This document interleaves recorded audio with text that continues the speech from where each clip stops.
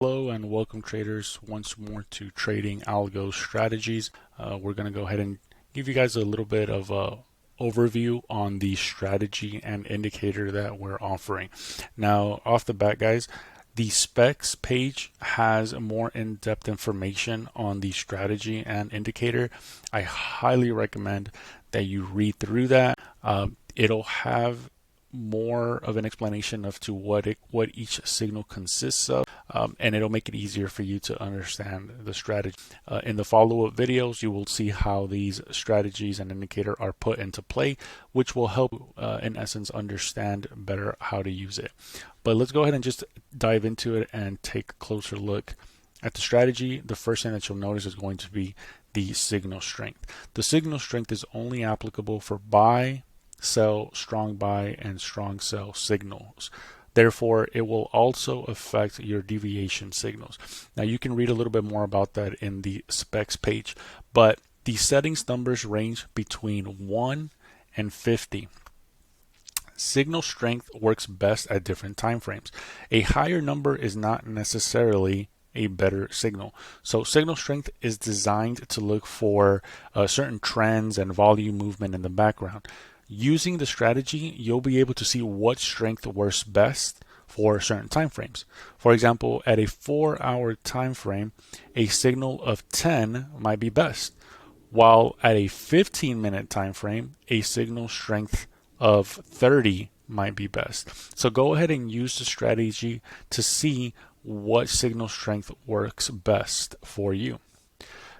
Let's go ahead and look at these signals. The one buy and one sell signal. And that in essence means that you will only have one sell to every one buy and vice versa. One buy signal for every one sell. So you can go ahead and tick that, and you'll notice that some of these signals are fewer because now the system is only giving you one buy to every one sell. And you can go ahead and test your strategy to see if that's going to be a better profitability for you. You have your standard buy and sell signals as well as your strong buy and your strong sell. Those signals are based on an algorithm in the background. Like I said, works to see certain trends, volume, and it'll give you those buy and sell signals. You also have the line buys and the line sells. These are the lines that's referring to, and you can go ahead and look at the specs page to give you more in depth of what those lines consist of. But it's essentially, that's when you start looking for in the background, you'll see certain strong movements for sell and strong movements for buys. So go ahead and let's go ahead and move forward to the buy and sell deviation signal. When you have that ticked, it'll give you an option here to select what percentage of buy and sell signal do you want to go ahead and enter. You can do anything 1.5. You can use multiple decimals to tell the system you want to enter at a specific percentage. So you can go ahead and use that tool as well. Information further on the deviation signals is in the specs page. The same thing will apply for the strong buy and the strong sell, the line deviation signal, and the touch deviation signal. Under consider as opposite signal, this is where the system gives you the opportunity to close your position at an opposite signal. So for example, if you're wanting to enter at a buy, then the system can either close at the next opposite signal, which would be the sell, or at a specific profit percentage. So again, you can go ahead and play with that. Where do you want the system to consider exiting? It could be at an opposite signal or at a specific percentage, and that take profit percentage is going to be down here. That's going to apply for all the signals, and from what you can see on here, you'll be able to actually play with a lot of these strategies. There's multiple ways that you can set up your strategy. We have all the signals can be considered as both opposite signal. So for every sell, you'll have a buy, and vice versa. So you can see what's going to work best for you. Under the trade settings, you can also decide if you want to use only long positions or only short positions.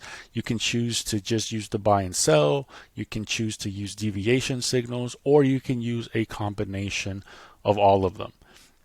Under right here, you'll see the take profit percentage. You can tell the system at what point do you want to go ahead and take profit. Something maybe like 0.1, 1.1. And then you can also set your stop loss. Depending on the time frame that you're trying to apply the strategy to is where you'll be able to really see what's going to work best for you. The backtest ranges, again, depending on the TradingView account that you have, you can set it back even than what we have it on here. But in essence, you can choose when do you want to apply the strategy, so it can give you a better overview. For example, if this month we are at an uptrend, then you can choose to apply the strategy maybe to your settings, and you can see if that month if this strategy is going to work best for you this month. We also have a trail setup down here.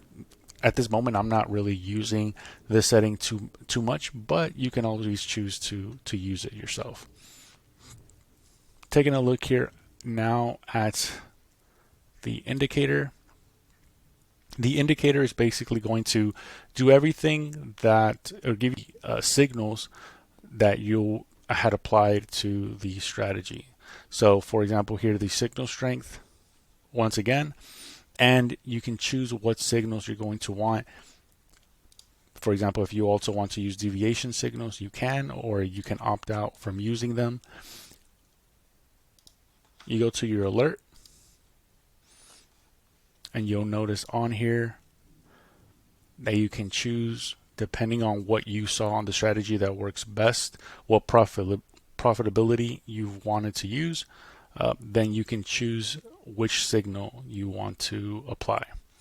For example, if you want to do a strong sell, once per bar close, and then you can proceed to use your alert name and your message. So that in essence, guys, is how the strategy and indicator look like.